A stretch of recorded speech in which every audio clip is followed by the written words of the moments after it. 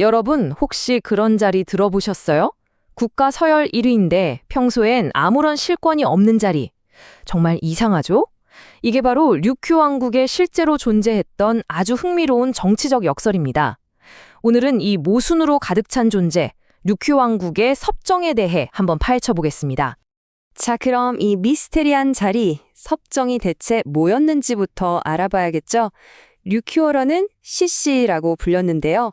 말 그대로 국왕을 보좌하는 명실상부한 왕국의 최고 정점이었습니다.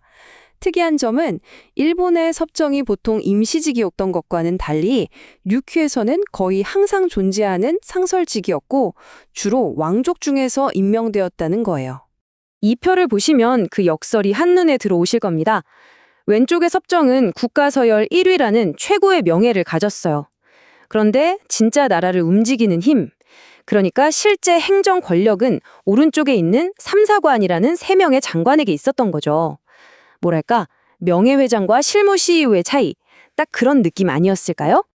네, 바로 그겁니다. 평소에는 이 섭정이라는 자리가 한직이었어요. 아주 명예롭지만 딱히 책임질 일도 할 일도 없는 그런 한가로운 자리였다는 거죠. 그저 국가의 권위와 질서를 상징하는 존재, 그 이상도 이하도 아니었습니다. 아니, 그럼 이런 생각이 들 수밖에 없잖아요. 그냥 허수아비 아니야? 도대체 왜 이런 자리를 굳이 만들어서 유지했던 걸까요? 바로 그게 핵심입니다.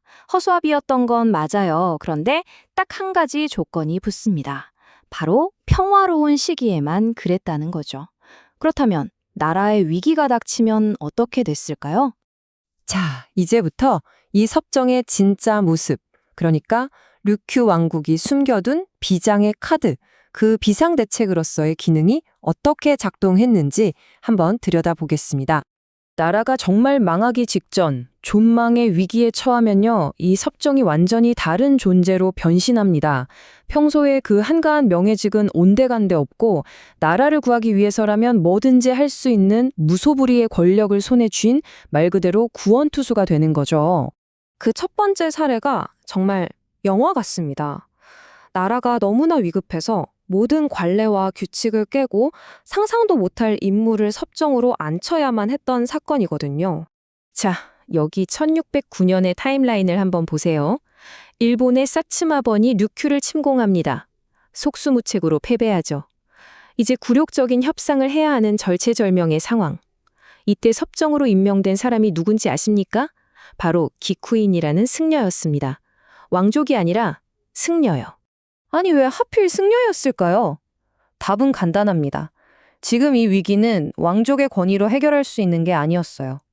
당장 사스마와 단판을 지을 뛰어난 외교 전문가가 필요했던 거죠. 기쿠인이 바로 그 적임자였고요. 그러니까 출신이나 신분이 아니라 오직 위기 해결 능력 하나만 보고 파격적으로 발탁한 겁니다. 류큐 역사상 최초의 일이었죠. 자, 이제 한층 더 극적인 이야기로 가볼까요? 이번에는 단순히 위기를 해결하는 수준을 넘어서 아예 나라 전체를 근본적으로 뒤엎어버린 한 섭정의 이야기입니다. 이번엔 외부의 침략이 아니었습니다. 훨씬 더 지독한 내부에서부터 썩어 들어가는 문제였죠. 1664년 중국으로 가던 사신단이 강도를 당하는데요. 그냥 강도가 아니었어요. 황제에게 바칠 금 항아리까지 몽땅 털리고 그 과정에서 살인에 독살까지.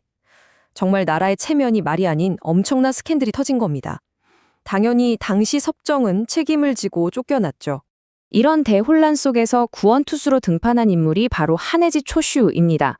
1666년에 섭정이 되는데 이 사람은 사츠마의 강력한 지지를 받고 있었어요. 말하자면 이 난장판을 수습할 가장 확실한 카드였던 셈이죠. 그리고 이 하네지 초슈는요, 그냥 사건을 수습하는 데서 멈추지 않았습니다. 아예 이 기회에 나라를 뿌리부터 뜯어고치기로 하죠. 이게 바로 그 유명한 하네지 시오키, 즉 하네지 개혁입니다. 개혁의 내용을 한번 보세요. 정말 대단합니다. 첫째, 모든 국정은 이제부터 무조건 정부를 통해서만 해라. 왕 측근 정치를 막아버린 거죠.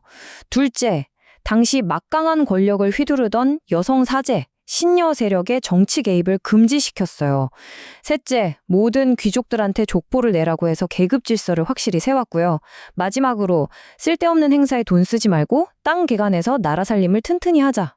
와, 이건 뭐 거의 나라를 새로 만드는 수준이죠? 자, 그럼 이제 이 두 가지 얼굴, 평소의 허수아비와 위기의 해결사라는 이 상단된 모습을 합쳐서 섭정의 진짜 힘이 뭔지 한번 정리해 보겠습니다.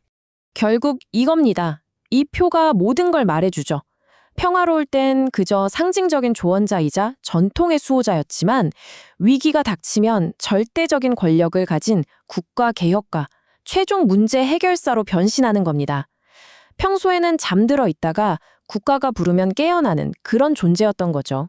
그래서 한마디로 정의하자면 섭정은 최종 비상 권력자였던 거예요. 단순한 관직 이름이 아니라 류큐 왕국이 살아남기 위해 만들어 놓은 마지막이자 가장 강력한 시스템이었던 거죠. 결국 류추 섭정의 이야기는 우리에게 아주 근본적인 질문을 던집니다. 위기의 시대에 안정을 되찾기 위한 대가, 그건 과연 무엇일까요? 평상시의 규칙을 뛰어넘는 막강한 권력을 우리는 어디까지 용납할 수 있을까요? 질서와 권위 사이에 이 아슬아슬한 줄타기, 여러분의 생각은 어떠신가요?